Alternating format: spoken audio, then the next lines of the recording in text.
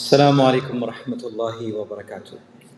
بسم الله الرحمن الرحيم نحمده ونصلي على رسوله الكريم أما بعد سبحانك لا علم لنا إلا ما علمتنا إنك أنت العليم الحكيم رب اشرح لي صدري ويسر لي أمري واحلل عقدة من لساني يفقهوا قولي. Brothers and sisters, we continue our book Riyadh Saliheen by Imam Nawawi rahmatullah alayhi. We are on the 55th chapter of the book, and the chapter is with regards to focus of akhirah and living this life of simplicity.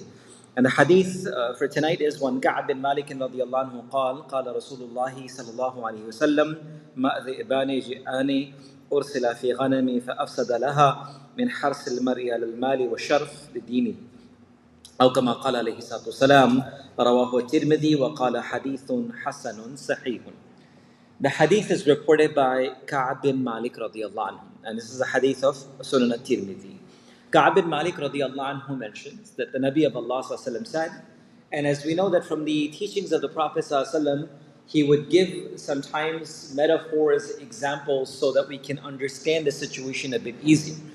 In this particular hadith, the Nabi of Allah sallallahu alaihi wasallam is, of course, teaching us a lesson, but he's also giving us an example for us to remember and to comprehend.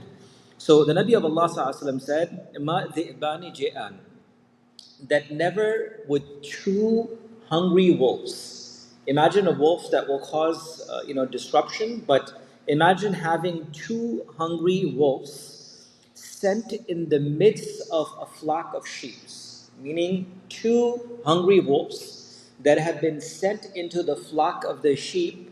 The Nabi of Allah ﷺ said, will not be as destructive as a person's greed for wealth and fame towards his deen. Again, I'll repeat this again. The Nabi of Allah said, Ka'b bin Malik radiallahu anhu mentions that if there were two hungry wolves that were sent into the flock of sheep, even if you were just to send the wolves inside the flocks of the sheep, they'll cause destruction. But imagine them being hungry and taking whatever they can.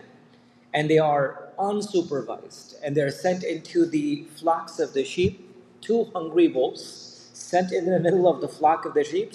The Nabi of Allah ﷺ said that the destruction that these wolves will cause to that flock of sheep is nothing compared to the greed of a person for wealth and honor, dignity, and their name and their fame to be known, that impacts and affects their deen. Meaning the amount of impact that the greed of wealth and fame has on your deen this is much more severe than what the wolves would have caused towards the flock of these sheep itself.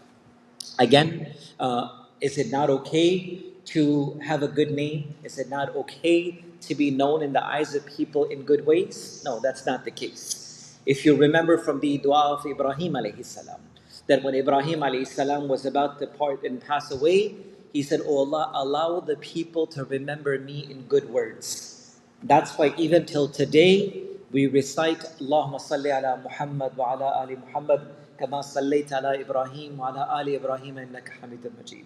Rasulullah sallallahu alaihi wasallam was told in the Quran, وَرَفَعْنَا لَكَ ذِكْرَكَ, that, O Muhammad sallallahu alaihi wasallam, we have raised your name and your dhikr and your remembrance for those to come till the day of Qiyamah. So making dua to Allah subhanahu wa ta'ala for us to be remembered in the eyes and the words of others in a good way is perfectly fine. And we should ask for this dua. But we should never ask on the grounds and the basis that we have pride and arrogance inside of us. False pride and arrogance. That's why there's one very beautiful dua that I would like myself and all of us to remember. The Nabi of Allah ﷺ taught us this dua. Allahumma ja'alni fi ayni saghira wa fi a'yuni nasi kabira.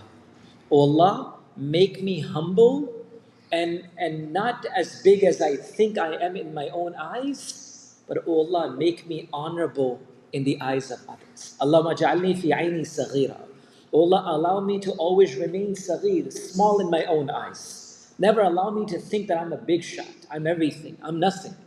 O Allah, allow me to remain humble and small in my own eyes. وَفِي أَعْيُنِ النَّاسِ كَبِيرًا. And in the eyes of others, O Allah, you can make me as big as you want. But as long as I do not become arrogant by thinking that I am something or I have done something. So again, going back to this beautiful hadith of Rasulullah ﷺ as a reminder that Nabi of Allah ﷺ said, two hungry wolves sent in the middle of a flock of a sheep will not be as destructive to that flock as the greed of wealth and fame will be to the iman and the deen of a person. Yes, we could have wealth. Yes, we could have fame, but not on the price of impacting and affecting our deen. And if any of these things begin to impact and affect our deen, then we need to realize and understand and step back and make sure that we give preferences to our deen. And inshallah, when deen is there, Allah will bring dunya and Allah will bring fame as well. Allah will bring everything back as long as there is deen that remains in the lives of the people. May Allah give us tawfiq and ability to practice, inshallah. Subhanallah wa bihamdihi. Subhanakallah wa bihamdik. Nashhadu an la